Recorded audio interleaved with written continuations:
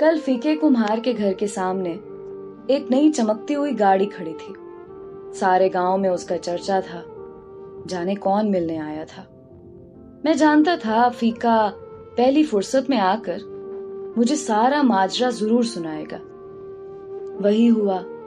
शाम को डेरे पर आकर बैठा ही था कि फीका चला आया। हाल चाल पूछने के बाद कहने लगा, साहब जी, कई साल पहले की बात है। आपको याद है मासी नूरा होती थी, वो जो भट्ठी पर दाने भूना करती थी, जिसका इक्को एक पुत्र था वकार। मैंने कहा, हाँ हाँ यार, मैं अपने गांव के लोगों को कैसे भूल सकता हूँ। अल्लाह आपका भला करे साहब जी। वकार और मैं 5वीं जमात में पढ़ते थे।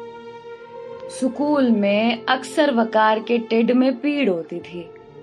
साहब जी एक नुकरे लगा रोता रहता था। मास्टर जी डांट कर उसे घर भेज देते थे कि जा हकीम को दिखा और दवाई ले। एक दिन मैं आधी छुट्टी के वक्त वकार के पास बैठा था। मैंने अम्मा के हाथ का बना पराठा और अचार खोला। साहब जी, आज भी जब कभी बहुत भूख लगती है ना, तो सबसे पहले अम्मा के हाथ का बना पराठा ही याद आता है। और सारे पिंड में उस पराठे की खुशबू खिंड जाती है। पता नहीं साहब जी, अम्मा के हाथ में क्या जादू था। साहब जी, वकार ने पराठे की तरफ देखा और नजर फेर ली। उस एक नजर ने उसकी टिड के पीड़ के सारे राज खोल दिए। मैंने जिंदगी में पहली बार किसी की आंखों में आंदरों को बुक से बिलकते देखा।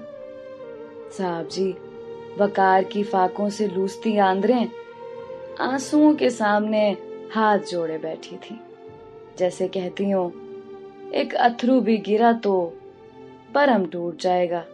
वकार का बरम टूटने से पहले ही मैंने उसकी मिन्नतें करके उसको खाने में साथ मिला लिया।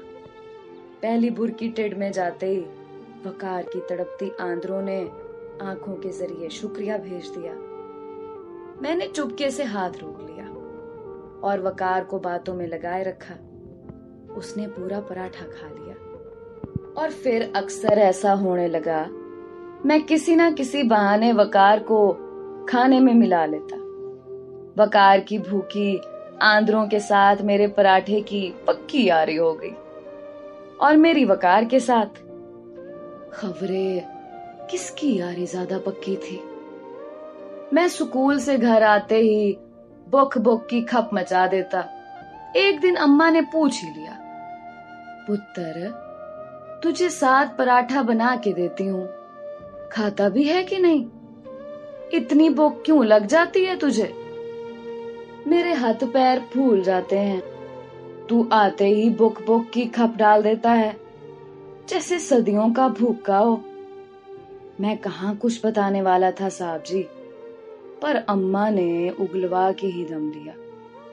सारी बात बताई। अम्मा तो सुनकर बिलक पड़ी और कहने लगी, कल से 2 पराठे बना दिया करूंगी। अम्मा, पराठे 2 हुए तो वकार का भरम टूट जाएगा। मैं तो घर आकर खा ही लेता हूँ। साहब जी, उस दिन से अम्मा ने पराठे के वल बढ़ा दिए और मक्खन की मिकदार भी। कहने लगी, वो भी मेरे जैसी माँ का पुत्र है। ममता तो वखरी वखरी नहीं होती फीके, माए वखो वख हुई तो क्या। मैं सोच में पड़ गया। 5वीं जमात में पढ़ने वाले फीके को भरम रखने का पता था। भरम जो जात का मान होता है, अगर एक बार भरम टूट जाए तो बंदा भी टूट जाता है। सारी जिंदगी अपनी ही किरचियां इकट्ठी करने में गुजर जाती हैं और बंदा फिर भी कभी जुड़ नहीं पाता। फीके को 5वीं जमात से ही भरम रखने आते थे। इससे आगे तो वो पढ़ ही नहीं सका था और मैं पढ़ा लिखा आला तालीम याफ्ता। मुझे किसी स्कूल ने भरम रखना सिखाया ही नहीं था। साहब जी, उसके बाद अम्मा बहाने बहाने से वकार के घर जाने लगी। देख नूरा, साग बनाया है, चक्कर बता कैसा है।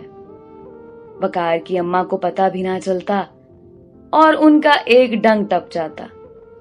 साहब जी, वकार को पढ़ने का बहुत शौक था। फिर अम्मा ने मामे से कहकर मासी नूरा को शहर में किसी के घर काम पर लगवा दिया। तनख्वाह वकार की, पढ़ाई और 2 वक्त की रोटी तय हुई। अम्मा की जिंदगी तक मासी नूरा से राब्ता रहा। अम्मा के जाने के बाद चंद माह बाद ही मासी भी गुजर गई। उसके बाद राब्ता ही कट गया। कल वकार आया था, विलायत में रहता है जी। वापस आते ही मिलने चला आया। पढ़ लिख कर बड़ा बड़ा अफसर बन गया है जी। मुझे लेने आया है साहब जी।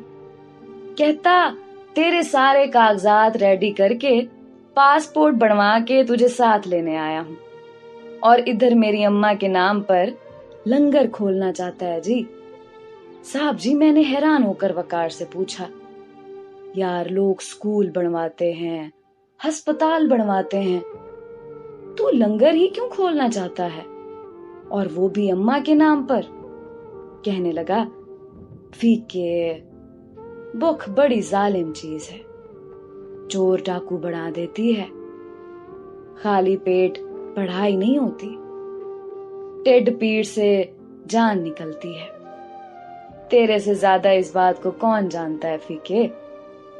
सारे आंखें पढ़ने वाले नहीं होते, और ना ही तेरे वर्गे भरम रखने वाले।